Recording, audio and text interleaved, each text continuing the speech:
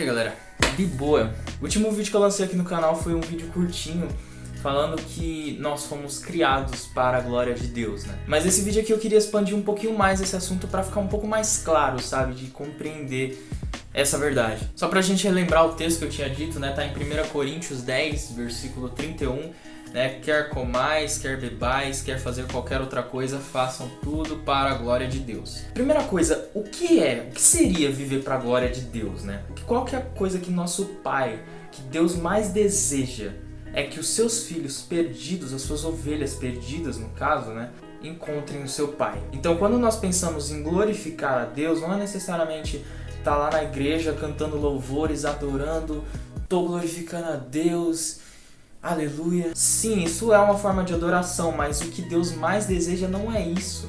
Porque isso nós vamos ter a eternidade inteira no céu para fazer. Só que o momento que nós temos para levar a salvação até alguém é agora, porque no céu a gente não vai mais evangelizar, não vai mais orar por alguém. Então a gente sabe que Jesus está cada vez mais perto de voltar, a gente não pode perder tempo, entendeu? Esse é o motivo pelo qual ainda estamos aqui. Senão não faz sentido eu estar aqui, fica passeando um pouquinho mais. Não, cara, é missão, entendeu? A gente tá aqui com um propósito. Então viver uma vida para a glória de Deus é em tudo que eu fizer, eu tornar o nome dele conhecido para as outras pessoas. O importante é fazer com que o máximo de pessoas estejam firmadas e sejam fiéis até o fim, estejam prontas para viver eternamente com Jesus. Paulo, a partir do momento que ele teve um encontro com Jesus, ele se jogou completamente. Ele falava assim: eu queria muito viver a eternidade com Deus, mas ao mesmo tempo eu sei que é necessário continuar aqui para que vocês sejam salvos, né? Para a salvação de vocês. Ele não estava se importando com outras coisas, ele só queria saber de cumprir o propósito dele e viver com Jesus. Isso é a nossa meta, entendeu? Não é fácil, mas a gente precisa buscar isso porque nós nascemos para isso. Lá em Gálatas 5, do versículo 16 ao 18, vai falar sobre a natureza humana, né? Aí depois, a partir de 19, começa a citar, né, os pecados ali, o que a natureza humana produz. Depois eu falar dos frutos do Espírito também. E o que acontece? A nossa natureza humana é basicamente aquilo que a sociedade está habituada a fazer, que é normal, pô. O que dá sentido pra vida? Ter dinheiro, ter sucesso, né? Ter os meus prazeres, entendeu? É a maneira como a sociedade está acostumada a viver. O que a gente não pode esquecer é que desde o princípio, quem que induziu o homem ao erro? Foi Satanás. É tudo que a humanidade queria. Ela queria independência, ela queria ser maior, ela queria ter conhecimento de todas as coisas, ela não estava satisfeita com o que ela já tinha. Esse espírito consumista, né, que é induzido pelo inimigo. E a gente não pode esquecer que isso está tão presente, tão comum no nosso mundo, porque o mundo jaz do maligno. E nós que nascemos de novo, entregamos a nossa vida a Jesus, simplesmente não fazemos parte deste mundo.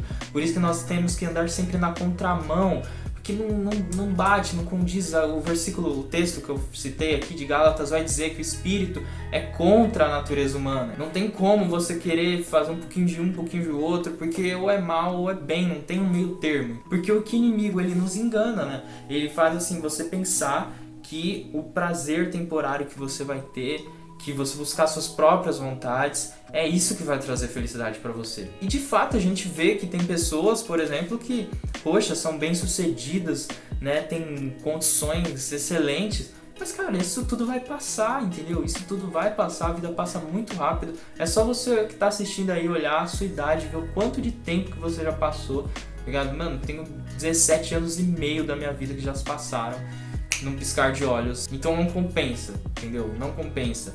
O que compensa mesmo é focar em algo que é eterno, que vai durar para todo sempre, em vez de ficar perdendo tempo focando em coisas que um dia vai acabar. O Espírito Santo às vezes vai te direcionar para coisas que vai fazer você sair da sua zona de conforto, vai fazer você largar a sua vontade, vai doer, vai ser chato, mas cara, o fruto que você vai colher disso, entendeu? É vida. Então, vale total a pena. Confiar, se entregar nos braços de Deus é a melhor coisa que a gente pode fazer. Bebam água aí, galera. Sei lá, às vezes você tá no seu ambiente de trabalho, na sua escola, fazendo uma tarefa de casa, às vezes, você vai pra academia.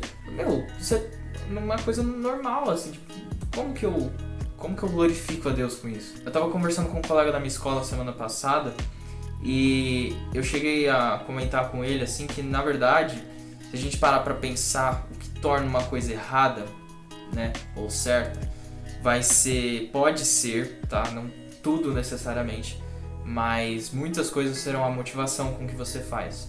Porque você pode muito bem fazer uma coisa certa com a motivação errada, o que torna aquilo errado. Agora sim, quando uma coisa é errada por natureza, sei lá, assaltar um banco. Ah não, mas é por uma boa causa, é pra ajudar os pobres. Não, e também não, cara. Então quando você talvez começar a analisar as coisas que você faz e como que você pode usar aquilo para alcançar vidas para Jesus, você percebe que muitas coisas você vai continuar fazendo, só que com a motivação diferente. Algumas coisas você vai deixar um pouquinho de lado porque você vai notar que não é prioridade, entendeu? Que não é muito útil, que dá até para usar para o reino, para a glória de Deus, mas não é tão útil assim. E vai ter coisas que você vai falar, cara, eu tenho que deixar isso aqui de lado, porque isso aqui não serve pra nada, pelo contrário, isso aqui só me afasta de Deus. Isso vai te ajudar, de repente, a fazer algumas coisas com mais ânimo, porque vai mudar o seu propósito, o seu motivo por estar fazendo aquilo. Se liga o que Paulo vai dizer em 2 Coríntios 11, 27. Tenho tido trabalhos e canseiras, muitas vezes tenho ficado sem dormir, tenho passado fome e sede. Tem me faltado casa, comida e roupas. Coisas mais importantes que a gente enxerga, que é o ato de comer, dormir. Ele estava sem fazer as coisas porque ele estava focando em algo ainda mais importante. Como consequência do foco dele de pregar o evangelho, de se lançar totalmente no seu propósito, acabou passando por essas situações. Mas quem o mantinha sustentado era Deus, porque ele estava fazendo a vontade de Deus. Em João 4 também, depois que Jesus ele conversa com a mulher samaritana, né?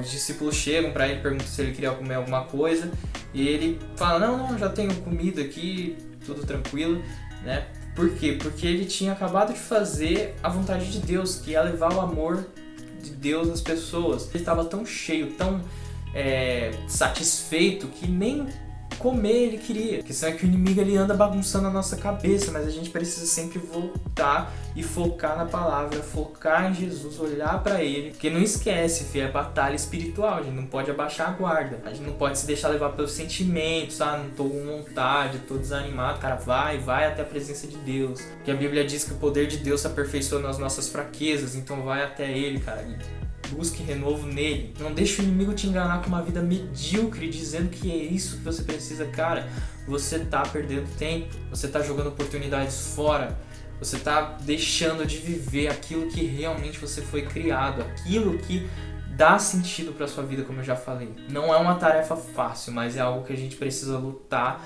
buscar crescer cada vez mais, ainda que seja aos poucos. Mas o importante é pedirmos direcionamento para o Espírito Santo, não nos deixar levar pela nossa natureza humana. E aí nós vamos experimentar realmente o que é viver. Com o tempo a gente vai caminhando e quando focamos nessas coisas, o resto vai perdendo sentido.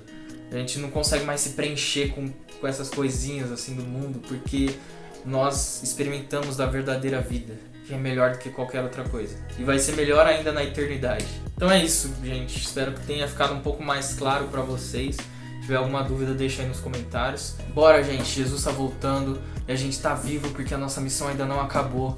Então, olhe pra Jesus, foca no reino. Tá desanimado, meu? Vai desanimado mesmo, que eu tenho certeza que você vai ser renovado na presença dele. Logo, logo a gente tá vivendo a eternidade com Deus, amém? Bora! Falou!